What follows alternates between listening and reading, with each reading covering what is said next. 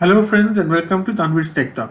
So friends, আপনারা অনেকেই Windows 11 অনেকদিন ধরে ব্যবহার করছেন এবং একটা প্রবলেম আপনাদেরকে খুবই ডিস্টার্ব করছে, সেটা হচ্ছে যে উইন্ডোজ 10 এর যে টাস্কবারে ড্র্যাগ এন্ড ড্রপ করার যে এবিলিটিটা ছিল সেটা উইন্ডোজ 11 এ নাই।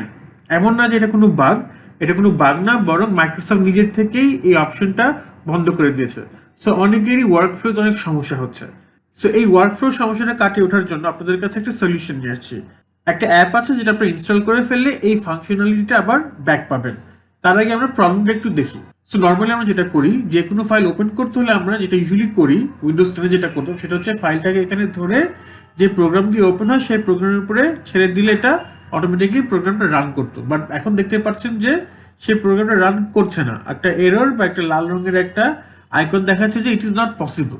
সো এই ওয়ার্কফ্লোটাই বেসিক্যালি উইন্ডোজ 11-এ আর কাজ করছে না বা নষ্ট হয়ে গেছে। সো এইটাকে ব্যাক করতে হলে আমাদের কি করতে হবে, একটা অ্যাপ ইনস্টল করতে হবে। চলেন আমরা অ্যাপটা ইনস্টল করি। এই অ্যাপের লিঙ্কটা আমি আমার ভিডিওর নিচে দিয়ে দিব, আপনারা সেখান থেকে ডাউনলোড করে নিন। So let's download this app. আপনাকে মাইক্রোসফট স্টোরে নিয়ে যাবে এবং স্টোর থেকে আপনাকে এটা ইনস্টল করতে হবে।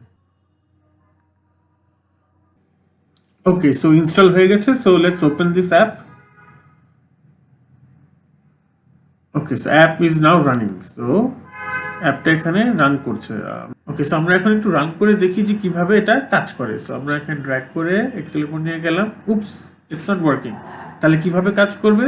সো আপনার স্ক্রিনের উপরে দেখতে পাচ্ছেন, আমি জানি না আপনারা দেখতে পাচ্ছেন কিনা, বাট ছোট একটা নচ টাইপের একটা সাদা রঙের একটা এরিয়া আসছে।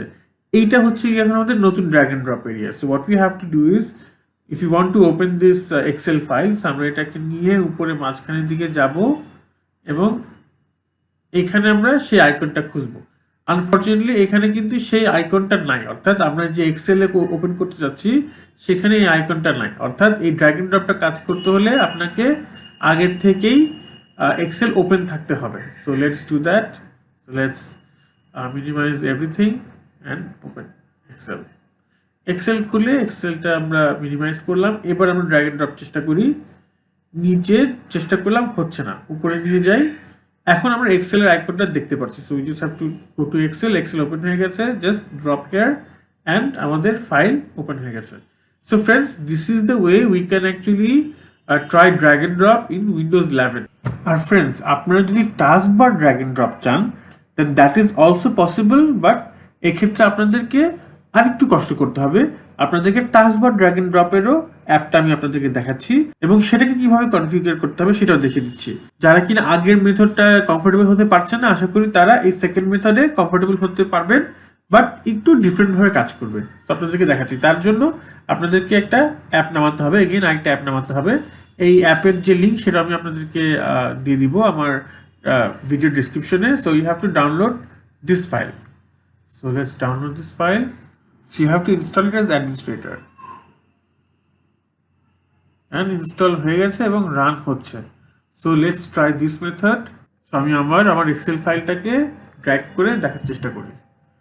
So it's not working. So once more you have to run your Excel,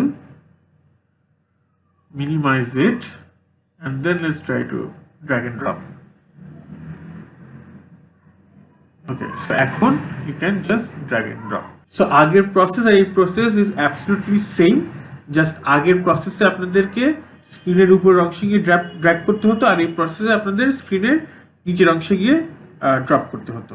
so this is preferable তাদের জন্য যারা কিনা চান যে না আমি টাস্কবারেই ড্র্যাগ এন্ড ড্রপ করব।